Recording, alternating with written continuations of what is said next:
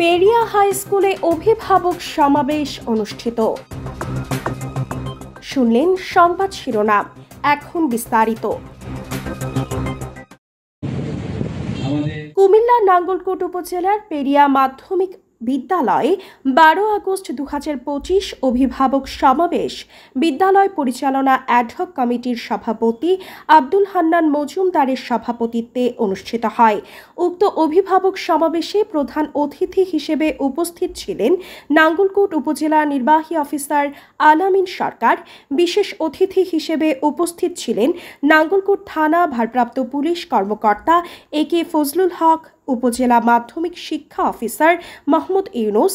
স্বাগত বক্তব্য রাখেন স্কুলের প্রধান শিক্ষক আব্দুস সাত্তার। উপস্থিত অভিভাবক ও এলাকার বিশিষ্টজনদের মধ্যে বক্তব্য রাখেন ওমর ফারুক হাজারি, জামশেদ মজুমদার, বাহার মজুমদার, আব্দুল বারিক মজুমদার, ইব্রাহিম মিয়াজি, স্কুল অ্যাডহক কমিটির অভিভাবক সদস্য শাহাবুদ্দিন প্রমুখ। সঞ্চালনায় ছিলেন সহকারী শিক্ষিকা ইয়াসমিন আক্তার। কোরআন তেলাওয়াত করেন সহকারী শিক্ষক মহিউদ্দিন। উল্লেখ্য, 1972 সালে প্রতিষ্ঠিত এই বিদ্যালয়টির জরাজীর্ণ অবস্থা ও ব্যবস্থাপনায় বিভিন্ন সমস্যা তুলে ধরেন বক্তারা।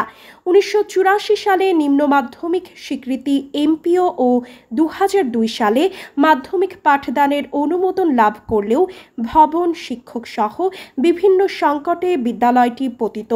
তারা এ ব্যাপারে সরকারের সংশ্লিষ্ট কর্তৃপক্ষের সহযোগিতা ও হস্তক্ষেপ কামনা করেন। যেহেতু আমাদের এখন আপাতত ভবনের সিদ্ধান্তটা এখনো আসে নাই, মানে চিঠি আসে না। চিঠি আসলে আমরা পাঠাবো, হয়তো আরো 2-3 মাস সময় লাগতে পারে। ততদিন আমি যদি আল্লাহ আমাকে এখানে রাখে, তাহলে আপনাদের পেরিয়া মাধ্যমিক বিদ্যালয়টা ভবন নির্মাণের জন্য প্রয়োজনীয় যে ব্যবস্থাটা দরকার সেটা আমি আমার দিক থেকে করে দিব।